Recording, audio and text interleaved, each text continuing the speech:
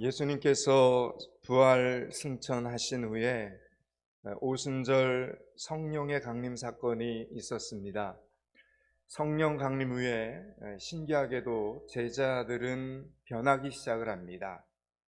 이제부터 무엇을 어떻게 해야 할지 모르고 지혜와 용기가 없었던 그들은 드디어 예수님을 증거하기 시작합니다. 기도하면서 열심히 전도했습니다.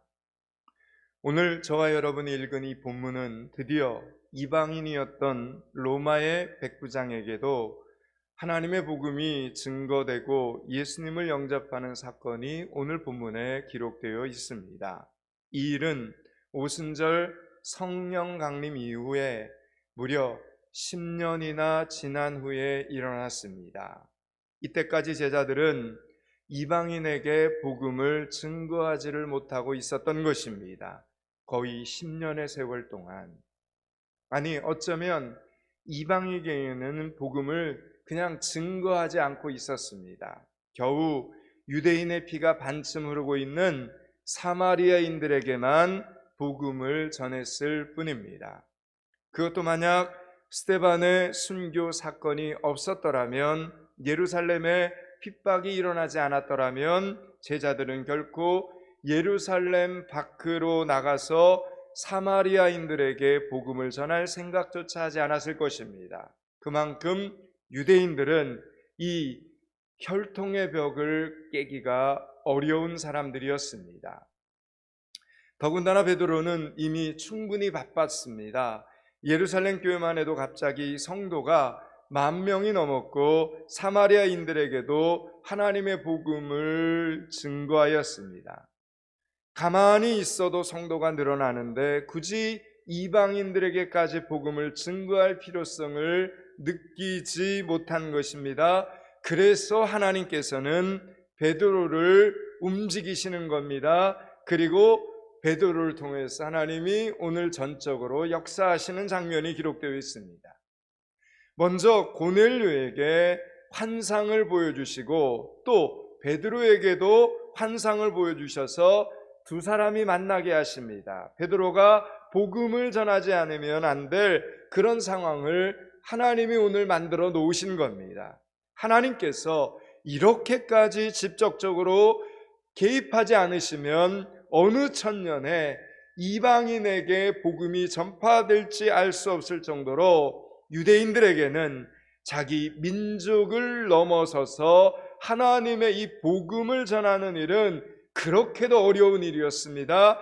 자기들 말고 다른 사람들도 하나님의 백성, 하나님의 자녀가 될 수 있다라는 이것을 유대인들은 결코 생각할 수가 없었던 것입니다.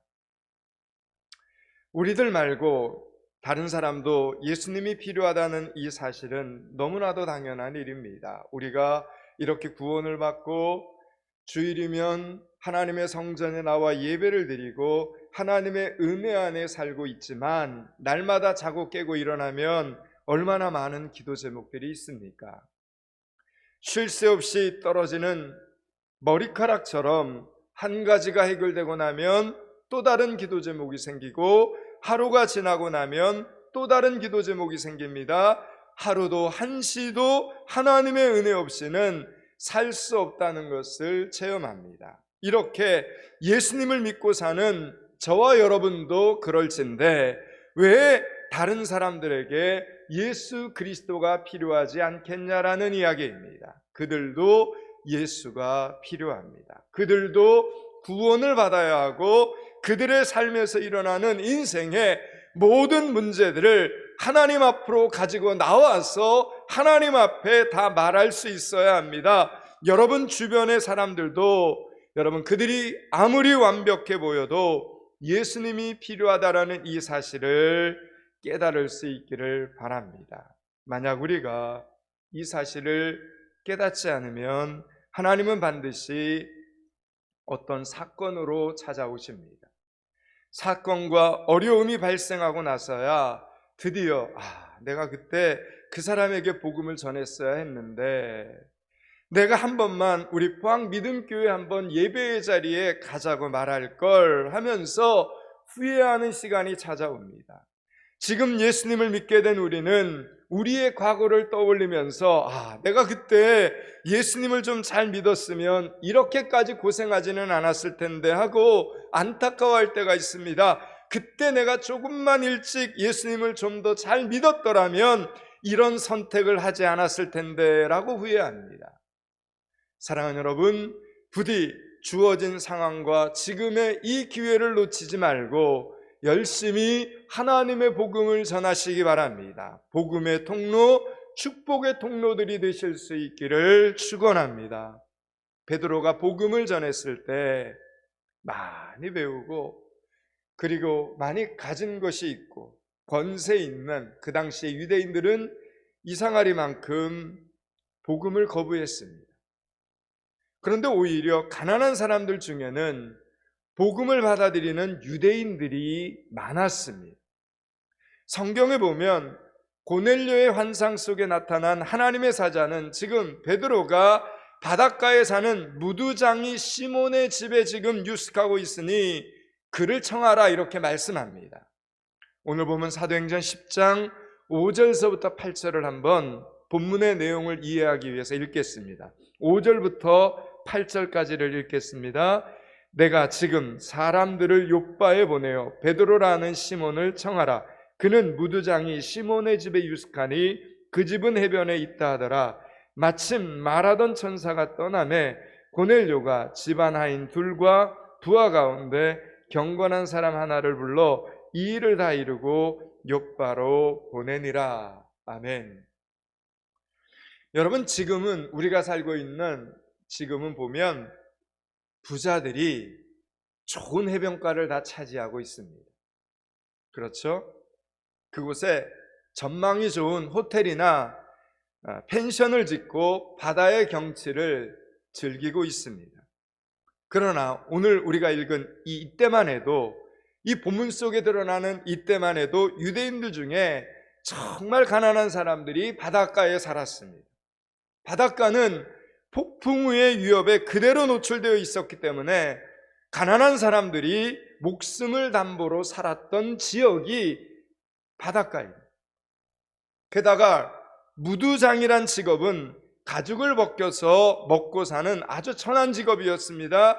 우리나라 조선시대의 백정이었습니다. 그렇다면 왜 베드로가 무두장이 시몬의 집에 유숙해야 했겠습니까? 베드로가 욥바에서 복음을 전하러 왔는데 잘 사는 유대인들은 복음을 받아들이질 않는 겁니다. 대신에 가난한 사람들만, 가난한 유대인들만 하나님의 복음을 받아들였습니다. 그중 무두장이 시몬이 그래도 형편이 가장 나았기 때문에 베드로를 손님으로 맞이하고 있었던 것입니다. 성경에서나 기독교 역사에서 이렇게 보면 가난하고 세상에서 무시당하는 사람들이 가장 먼저 하나님의 복음을 받아들이는 경우들이 많습니다. 힘들기 때문에 예수님을 의지할 마음이 있는 것입니다. 그러므로 우리는 지금 내 주변에 문제가 있고 기도 제목이 많은 사람일수록 그 사람이 오히려 준비된 그릇이라는 이 마음으로 기도를 열심히 심으셔야 됩니다. 고넬료는 베드로를 데리러 사람을 이제 보내는데 아무나 보내지를 않습니다. 보면 집안 하인 2명과 자기의 부하 가운데 아주 경건한 사람을 골라서 보냅니다. 또 그냥 보내지 않고 지금 왜 보내는지 이 상황을, 이 이야기를 다 하고 보냅니다. 여러분, 고넬료가 왜 이렇게 하는 것입니까? 그들이 베드로를 함부로 대하지 않도록 고넬료는 미리 조심을 한 겁니다. 혹시나 자기 하인들이 유대인들 중 가장 가난한 해변가에 사는 사람들이라 무시할까 봐, 유대인들 중에 가장 천하고 천한 무두장이라고 해서 함부로 대할까 봐 경건한 부하를 고넬료는 같이 보낸 것입니다. 자기에게 지금 일어난 모든 일을 다 이야기해 준 것은 베드로란 사람의 겉모습만 보고 무례를 범치 않기 위해서 고넬료는 하인들에게 종들에게 그렇게 자세히 설명을 했던 것입니다. 여러분, 영적인 일은 영적인 사람에게 이렇게 맡겨야 은혜롭게 진행이 됩니다. 이걸 잘 기억하셔야 됩니다. 영적인 일은 영적인 사람에게 맡겨야 은혜롭게 진행이 됩니다. 하나님의 일은 기도하는 겸손한 사람에게 설명을 해주어야 제대로 이해를 하고 그 일을 영적으로 은혜스럽게 덕스럽게 처리할 줄 압니다. 영적인 일은 영적인 사람에게 맡겨야 합니다. 세상적인 지식이 아무리 많아도 그 사람이 기도하지 않는 사람이라면 도대체 무슨 의도로 그렇게 하려는 것인지 그 하나님의 사역을 이해할 수 없게 됩니다. 그래서 그것이 시험거리를 만들게 됩니다. 여러분, 하나님의 교회에서 가장 위험한 사람이 어떤 사람인지 아십니까? 하나님의 교회에서 가장 위험한 사람은 능력은 있는데 가진 것은 많은 것 같은데 기도하지 않는 사람입니다. 영적인 일에서는 그렇습니다. 하나님의 일을 할 때 가장 힘이 되는 사람은 기도하는 겸손한 사람, 기도하는 겸손한 성도입니다. 오늘 본문을 보면 고넬료가 역시 사람을 잘 골라서 보낸 것을 알 수 있습니다. 9절 말씀입니다. 9절을 같이 읽습니다. 이튿날 그들이 길을 가다가 그 성에 가까이 갈 때 그때 베드로가 기도하려고 지붕에 올라가니 그 시각은 제6시더라. 아멘. 여러분, 제가 지금 사도행전을 쭉 설교를 하고 있습니다. 이 설교를 포항믿음교회를 위해서 기도해 주는 선교사님들도 이 설교를 듣고 계십니다. 그러면서 지난 주간에는 선교지에서 여러 가지 기도 제목이 있어서 참 힘들었는데 말씀을 들으면서 은혜를 받고 힘을 얻고 있다고. 여러분, 하나님의 말씀에 기회가 있을 때 열심히 집중해서 들으셔야 됩니다. 그리고 들으면서 성령께서 은혜를 주셔서 보다 쉽게 깨닫고 그리고 그 말씀을 잊어버리지 않고 이번 한 주간 동안 여러분의 삶 속에 제대로 적용할 수 있게 해달라는 그런 마음을 담아서 여러분 말씀을 따라오셔야 됩니다. 여러분, 오늘 9절 말씀을 보니까 고넬료가 환상을 본 것은 제9시쯤이었으니까 오늘날로 말하면 오후 3시입니다. 오후 3시. 그때 바로 하인들과 경건한 부 한 사람을 보냈습니다. 고넬료가 살고 있던 가이사랴, 베드로가 머물고 있던 요빠는 거리로 약 한 50km쯤 떨어져 있었습니다. 그때는 지금처럼 교통수단이 발달되어 있지 않았기 때문에 성인 남자가 12시간을 꼬박 걸어가야 도착할 수 있는 거리, 12시간이라고 했습니다. 그런데 오늘 고넬료가 보낸 사람들은 그 이튿날 제6시 우리나라 시간으로 12시에 도착을 합니다. 전날 오후 3시에 출발을 해서 그 다음날 낮 12시에 도착을 했으니까 12시간 정도 걸리는 거리를 9시간 만에 도착을 한 겁니다. 무슨 뜻입니까? 잠도 자지 않았다는 겁니다. 쉬지도 않고 숨만 겨우 쉬면서 부지런히 걸어갔다는 뜻입니다. 지금 걸어가는 이 길은 단순히 베드로라는 사람 한 명을 데려오는 것이 아니라 영적으로 아주 중요한 일이라는 것을 이 종들도 하인들도 분별하고 게으름을 피우지 않고 주인이 맡겨준 그 일에 최선을 다했다는 뜻입니다. 여러분, 영적인 사람은 영적인 일을 할 때 이렇게 최선을 다한다는 겁니다. 그것이 하나님 앞에서 너무나 중요한 사역이라는 것을 알았기에, 너무나 중요한 일이라는 사실을 영적으로 저들은 느꼈기 때문입니다. 여러분, 우리가 하루에도 수많은 일들을 처리하고 살아가지만 영적으로 하나님 앞에서 중요한 일들을 놓치지 않는 여러분들이 되시기를 축원합니다. 여러분, 하나님의 사람들은 그렇게 영적으로 민감하게 살아야 됩니다. 그리고 영적으로 은혜 받는 그 기회들을 놓치면 안 됩니다. 오늘 고넬료와 베드로가 만나는 이 일은 정말로 중요한 일이었습니다. 개인적으로도 가정적으로도 중요한 일이었지만 하나님의 복음의 역사에 있어서 너무나 중요한 일이었습니다. 고넬료는 복음을 알고 있는 베드로를 드디어 만나게 됩니다. 그리고 베드로가 전하는 그 복음을 통해서 하나님의 은혜를 경험하면서 그 자리에서 성령의 체험을 하게 됩니다. 개인적으로 그동안 영적인 갈망에 대한 그 갈급함이 있었는데 베드로를 만남으로 영적인 갈망에 대한 응답을 받은 것입니다. 그런데 이 일은 고넬료 한 사람과 그의 가족들에게만 응답이 아니었다라는 겁니다. 그래서 이 만남이 중요한 겁니다. 여러분, 이후에 로마 제국의 중심부인 로마에 하나님의 교회가 세워지기 시작을 하는데, 그 로마에 하나님의 교회가 세워지기 위해서 그 당시에 가장 큰 역할을 한 사람이 바로 이 고넬료입니다.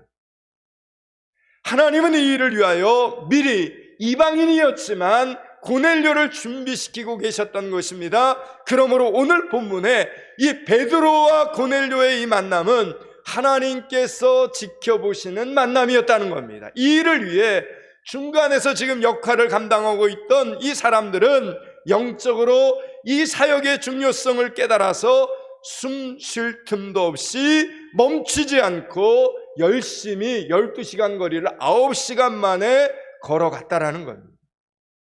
사람을 데려오는 일이든 음식을 먹이는 일이든 전도형 소동 물티시와 포항믿음교회 주보를 나누어주는 일이든 여러분, 영적인 일의 중요성을 아는 사람들은 기도하면서 그 일을 감당합니다. 아주 충성스럽게 감당합니다. 조건과 환경에 상관없이 최선을 다해 감당합니다. 이번 한 주간 저와 여러분이 그런 사람들이 될 수 있기를 바랍니다. 주중전도 현장에서, 중보기도실에서, 새벽기도의 자리에서 그런 하나님의 사람들이 되실 수 있기를 축원합니다. 베드로는 기도하고 있었습니다. 이게 중요합니다. 베드로가 기도를 시작할 때는 지금 자신을 통해 하나님께서 이렇게 로마 선교의 통로를 만들고 계신다, 이 사실을 베드로는 몰랐습니다. 전혀 눈치채지 못하고 있었습니다. 어떻게 이렇게 전혀 하나님의 이런 놀라운 계획을 알지 못하는데도 쓰임을 받을 수 있는 것입니까? 여러분, 그것은 베드로는 성경을 보면 꾸준히 기도하는 사람이었기 때문입니다. 여러분, 이게 중요합니다. 몰라도, 잘 이해 못해도 꾸준히 기도하는 사람, 하나님은 그런 사람들을 쓰십니다. 여러분, 기도하는 사람은 언제든지 쓰임을 받게 되는 것입니다. 그래서 기도하는 사람은 자신도 모르게 지금 하나님의 사역을 위해서 뭐하고 있는 사람입니까? 준비되고 있는 사람들입니다. 만약 여러분이 기도하지 않고 있다면 안타깝게도 여러분을 통해서 하나님께서 영광 받으실 일은 없습니다. 직분과 위치에 상관없습니다. 오늘도 내일도 여러분이 하나님 앞에 기도하지 않고 있다면 안타깝게도 여러분을 통해서 하나님께서 영광 받으실 일은 없습니다. 하나님은 모든 일을 시작하실 때 먼저 기도로 준비시키시기 때문입니다. 오늘 본문에 등장하는 이 사도행전의 베드로는 이제 옛날의 베드로가 아닙니다. 복음서에 나오는 그런 베드로가 아닙니다. 예수님과 함께 다닐 때 베드로는 마태복음, 마가복음, 누가복음, 요한복음에 등장하는 베드로는 예수님과 함께 동행할 때 보면 베드로 기도하지 않았습니다. 여러분, 겟세마네 동산에서 예수님께서 십자가를 앞에 두고 땀방울이 되기까지 그렇게 간절히 기도할 때도 수제자였던 베드로는 기도하지 않고 졸고 있었습니다. 잠자고 있었습니다. 마음은 원이로되 육신이 약하여 예수님께서 3번이나 깨우시는데도 그만 눈이 스스로 잠겼습니다. 졸았습니다. 여러분, 그게 복음서에 등장하는 수제자였던 베드로의 모습입니다. 그런데 베드로가 오순절 성령의 체험을 하고 난 후에 조금씩 기도에 힘을 쓰기 시작을 합니다. 전에는 기도 시간에 잠들기 일쑤였는데 이제는 일을 하다가도 조금 있으면 기도 시간이구나 하던 일을 멈추고 기도하러 가는 사람이 되었던 것입니다. 여러분, 그래서 요한과 함께 제9시에 성전에 기도하러 가다가 안진뱅이를 보게 되지 않습니까?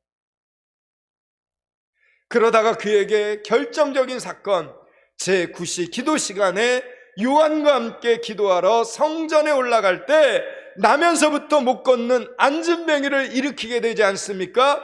전혀 생각지도 못한 기적을 일으킨 것입니다. 기도에 힘을 쓰고 있었기 때문에 일어난 기적이라는 겁니다. 이 일로 인하여 계획이 없던 설교를 하게 됩니다. 여러분, 그 한 번의 설교로 3,000명이 그 자리에서 예수님을 믿게 되었습니다. 이렇게 기도에 힘을 쓰면서 놀라운 경험들을 하게 되자 베드로는 드디어 기도의 맛을 알기 시작합니다.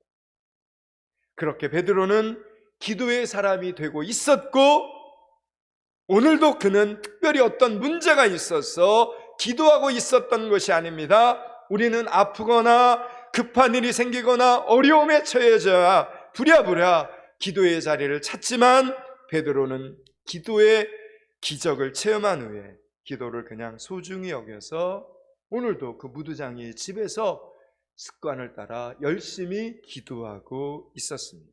그러자 하나님께서는 꾸준히 매일같이 기도하는 베드로에게 놀라운 축복의 통로가 또 한 번 되게 하십니다.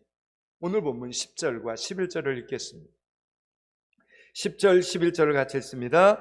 그가 시장하여 먹고자 하매 사람들이 준비할 때 황홀한 중에 하늘이 열리며 한 그릇이 내려오는 것을 보니 큰 보자기 같고 네 귀를 메어 땅에 들이우더라. 아멘. 여러분, 베드로가 완벽한 사람이었기 때문에 그를 통해 지금 기적이 일어난 것이 아닙니다. 오늘 본문에서도 우리가 읽었지만 그가 시장하여 먹고자 하매 이렇게 기록되어 있습니다. 이 구절을 보면 베드로도 우리와 별반 다를 것이 없는 인간이구나라는 사실을 알게 됩니다. 베드로가 기도하던 때는 마침 점심시간이었던 것 같습니다. 그러다 보니 기도를 하면서도 배가 고픈 것을 참을 수가 없었습니다. 그때 아래층에서 점심 준비를 하는 아주 맛있는 냄새가 솔솔 풍겼습니다. 여러분, 만약 예수님 같으면 기도를 다 마치신 후에 아마 점심 식사를 하셨을 것입니다. 그런데 베드로는 기도하다가 오늘은 그만해야겠다 하고는 배가 고파서 일단 밥을 먹으러 내려가려고 하는 겁니다. 그런데 마침 그때 하늘이 갑자기 열리면서 하나님께서 베드로에게 환상을 지금 보여주신 겁니다. 사랑하는 여러분, 이 세상에 완벽한 기도 생활을 하는 사람은 없습니다. 이 이야기 지금 제가 하는 겁니다. 이 세상에 완벽한 기도 생활을 완전하게 하는 사람은 없습니다. 여러분 보십시오. 베드로마저도 아직 하늘이 열리기 전에 지금 기도하다가 하나님의 말씀이 내려오기도 전에, 하나님의 응답이 지금 들려오기도 전에 뭐합니까? 기도를 마칩니다. 그리고 빨리 내려가서 밥을 먹으려고 했습니다. 여러분, 그래도 하나님께서는 그를 부족하다 하지 않으시고 그럼에도 사명을 맡기십니다. 기도를 끝내려는 베드로를 붙잡아서 하나님께서 급히 환상을 보여주시면서 다시 베드로를 기도 속으로 지금 끌고 들어가는 겁니다. 여러분, 그러므로 이 세상에는 너무 부족하여 하나님 앞에 쓰임받지 못할 사람은 없습니다. 다만 기도하지 않는 게으른 성도만 있을 뿐입니다. 사랑하는 여러분, 연약하지만 부족하지만 기도함으로 하나님께 쓰임받는 그릇들이 될 수 있기를 축복합니다. 이번 한 주간 무엇보다도 기도의 자리에서 하나님께 베드로처럼 이렇게 쓰임받는 성도들이 되실 수 있기를 축원합니다. 여러분, 베드로는 환상 중에 유대인의 율법에 먹지 말라고 금지된 동물들을 잡아먹으라는 하나님의 음성을 이제 듣게 됩니다. 12절서부터 14절을 내용을 이해하기 위해서 한 번 더 읽겠습니다. 12절, 13절, 14절을 같이 읽습니다. 그 안에는 땅에 있는 각종 네 발 가진 짐승과 기는 것과 공중에 나는 것들이 있더라. 또 소리가 있으되 베드로야 일어나 잡아먹으라 하거늘 베드로가 이르되 주여 그럴 수 없나이다. 숙되고 깨끗하지 아니한 것을 내가 결코 먹지 아니하였다 한데. 아멘. 여러분, 지금 베드로는 하나님 앞에 뭐라고 대답합니까? 주여 그럴 수 없습니다. 못 먹습니다. 안 됩니다. 이렇게 대답을 합니다. 여러분, 이 세상에서 가장 어울리지 않는 말이 있다면 하나님 싫어요, 못해요, 안 해요 이런 말입니다. 하나님이라고 부르지를 말든지 싫어요, 못해요 소리를 말든지 해야 됩니다. 하나님이 지금 말씀하시는데 여러분, 어떤 피조물이 감히 하나님의 말씀을 거부할 수 있겠냐라는 이야기입니다. 오늘 베드로는 새로운 세상이 열리는 것을 미처 알지를 못했습니다. 기도는 하고 있었는데 알지를 못했습니다. 지금까지 유대인들만 하나님의 선택을 받았고 유대인들만 예수 이름으로 구원을 받아야 할 민족이다. 베드로는 지금까지도 그렇게 생각을 하고 있었던 겁니다. 그러나 오늘 이 환상을 무려 3번이나 반복하여 경험한 뒤에 베드로는 고민에 빠지게 됩니다. 하나님의 깊은 뜻을 알고자 묵상하기 시작을 합니다. 만약 여러분, 베드로가 자신의 아집과 자신의 경험과 자신의 지식만을 계속해서 고집하였더라면 그는 오늘 본문의 제목처럼 더 넓은 세계로 나가지 못했을 것입니다. 베드로는 전 세계를 향한 복음의 통로가 되지 못하고 마치 고인 우물처럼 예루살렘에 머물다 죽었을 것입니다. 그러나 오늘 베드로의 규칙적인 기도 생활을 통해 베드로의 겸손한 순종을 통해 그의 그릇은 말할 수 없을 만큼 그 사이즈가 넓어지고 또 넓어지고 있었습니다. 여러분, 그는 이방인 고넬료에게 복음을 증거합니다. 그래서 유대인들뿐만 아니라 이방인들에게도 성령이 역사하는 것을, 성령이 임하는 이 기적을 체험하게 되는 최초의 유대인이 될 수 있었던 겁니다. 여기까지가 오늘 본문의 전체 메시지입니다. 이제 말씀을 마치려고 합니다. 사랑하는 여러분, 하나님께서는 오늘 우리의 그릇을 넓히시기를 원하십니다. 포항믿음교회와 포항믿음교회 성도들의 믿음의 사이즈를 하나님은 넓히시기를 원하십니다. 우리를 통해서 하나님은 더 놀라운 일을 하기를 원하십니다. 그래서 우리가 더욱더 깊은 기도의 시간을 무엇보다도 하나님은 갖기를 원하십니다. 여러분이 지금 이렇게 예수님을 믿게 된 것만으로도 충분히 기적이다. 여러분, 이러면서 만족하면 안 됩니다. 하나님의 기적은 멈추어 있지 않습니다. 하나님은 기적이 또 다른 기적을 낳고 축복이 또 다른 축복을 낳기를 원하십니다. 여러분을 통해 이 놀라운 하나님의 기적의 역사가, 이 놀라운 하나님의 축복의 역사가 계속해서 일어날 수 있기를 주님의 이름으로 축원합니다. 기도하겠습니다. 하나님, 우리가 생각할 수도 없을 만큼 넓고 크신 하나님, 강하고 위대하신 하나님, 하나님께서 세우신 그 놀라운 계획을 다 알지 못하지만 기대하는 마음으로 겸손히 기도하게 하시니 감사합니다. 선한 역사를 위하여 힘을 내게 하여 주시옵소서. 주께서 함께 하시며 힘과 지혜와 방법과 동력자들을 붙여주실 줄로 믿고 흔들리지 않는 우리들 되게 하여 주시옵소서. 오늘도 기도하고 준비함으로 내일 우리를 통해 또 다른 사람들이 구원을 받고 하나님의 자녀로 거듭나는 기적을 체험하게 하여 주시옵소서. 오늘 기도하고 준비함으로 내일 나의 기도 제목도 해결되고 하나님의 나라도 확장되는 것을 보게 하여 주시옵소서. 하나님, 이번 한 주간에도 주신 말씀이 생명이 되어 하나님의 영광이 드러나는 자리에 우리 모두 서 있게 하여 주시옵소서. 예수 그리스도 이름을 받들어 기도드리옵나이다. 아멘.